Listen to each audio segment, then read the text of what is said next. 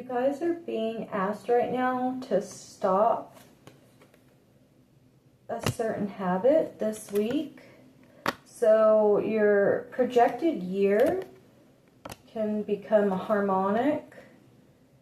That's a confirmation that you should not, definitely don't do whatever habit it might be, whether that's overthinking, overanalyzing, overcompensating.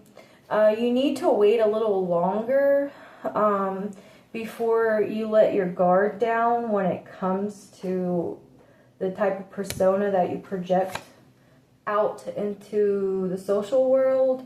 I feel like there's something big and something major coming, and you sort of need to have some temperance.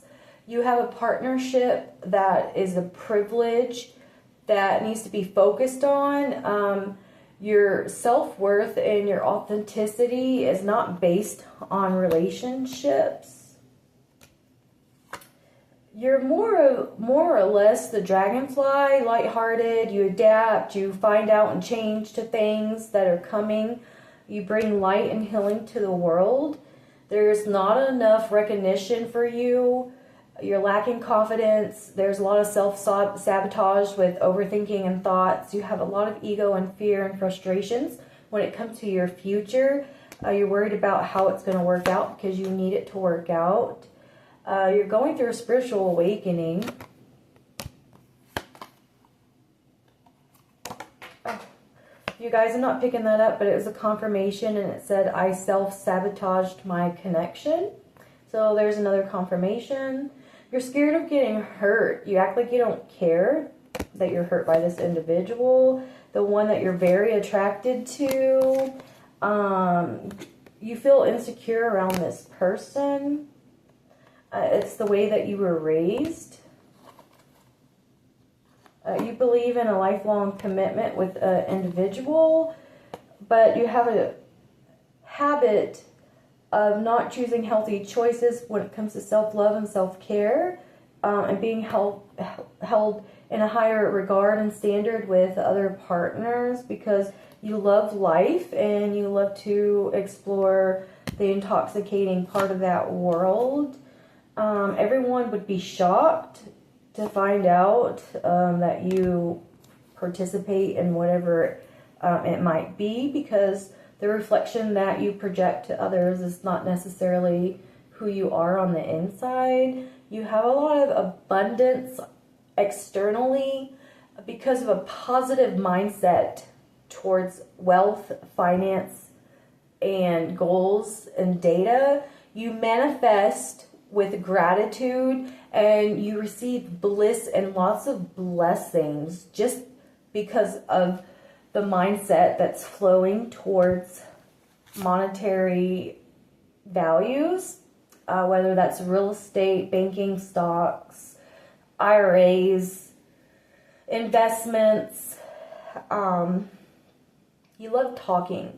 So I have a feeling that your job and your money comes from talking. You're very interested in what you say, and you have messages that come in internally, and I feel like you have someone that you text or email these thoughts to, and they may edit or proofread these things before you put them out into the public.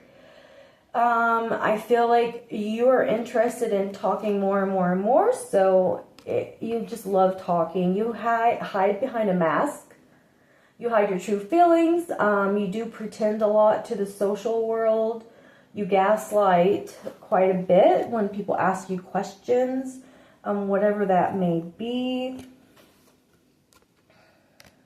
You guys, you have a lot of karmic relationships and resentments and triggers, and the intensity of letting go causes turmoil and like fleeting perception of what love is, what love does, what it can do. You're definitely a wife or a husband material, meaning you value marriage, whether you step out and cheat or not, you do value marriage. So no matter who you would have a relationship with outside of the marriage. You would not leave your marriage for that person. I feel like you're the best that everyone has ever had. So whoever you come in contact with, whoever you meet, whoever you encounter, whoever you have any type of relationships with, they feel like you're the best one for them, the best experience they've ever had, because you're so skilled and experienced at giving the opposite gender what they want so that you can get what you want. You're very knowledgeable about the opposite sex and what it takes to get in their bed, get what you're wanting. There's a specific person that you find intimidating. Maybe this person doesn't follow along to the typical range of femininity that you're used to, or masculinity that you're used to. This is someone who is balanced in both and carries both energies. So what you find yourself realizing is that this person is kind of hard to gauge and read, and they're not predictable. You specialize in predictability. You chart it down like it's a job when it comes to the opposite sex. You learn a lot about their biology, their physicality, mentality. You have a lot to offer the opposite sex. So I feel like it's an independent and sexy skill that you have to connect with the opposite sex. And that's what keeps your roster open and flowing. So I feel like you don't even have to advertise. You don't have to promote. I feel like the work you do speaks for itself, and others, when they hear about the escapades going on, I feel like that's enough to want to like bring more people towards you. So you don't ever have to worry about like running out of partners. Being around a certain person makes you nervous, and that's the person that you can't quite put your thumb on. You want to call this person, express love to them, send them a message of love, tell them that you're thinking of them. You feel like informing them like it's your duty, like it's a call of duty, like something internally is telling you you must do this. This person turns you into a teddy bear. You want to flirt with this person, but you don't have a connection with this person. You want to date this person. You want to do all kinds of things with this person, but you're not connected to this person. You wear sunglasses a lot because you don't like people to view inside of you. You feel like people can look at you and know who it is you are on the inside. So in a way that it's like off-putting to you, and you don't necessarily like people to look through you because you feel like you're a looking glass, like a boxed in open reality for everyone to read. Because of your social skills, you have a uncanny resemblance to like a parrot. So whatever you do, others are going to want to copy and follow you. And so I feel like the sunglasses kind of hide your emotions so that they don't mimic your emotions. You have a lot of stalkers in your life. People that want to be with you, be you. A lot of people that chase after you. You're engaged or possibly married at this point. You found your partner in your union and you feel completed. You have a lot of love for yourself, self-love and wholeness. You love the affection you get from your attraction.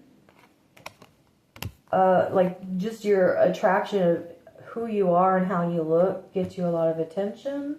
A lot of people want to commit to you. So when these people come upon you and they like pursue you, they want commitment. They do not just want like some one night stand rendezvous. They don't like the attention that you get. Kind of makes them jealous. because you don't give them any attention, and so the attention you get kind of irks them. There's someone that sees right through you.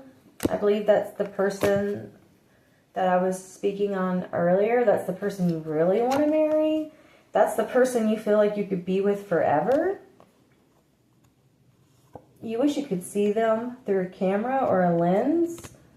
You wish you could connect with them, a video chat. You are heartbroken, deeply hurt and sad. You're feeling lost. You're grieving the lost connection between you and the person that you're deeply thinking about. There was a breakup or some sort of disconnection between you two. You think about kissing this person. You're focusing on your spiritual growth and you're ascending into a higher vibration. There's been a death of your ego and a death of an old life and an old path that has cut you down and separated you so that you could stop a pattern. And you've went into silent treatment. You're quiet and not very vocal right now. I feel like you're going through things to correct yourself.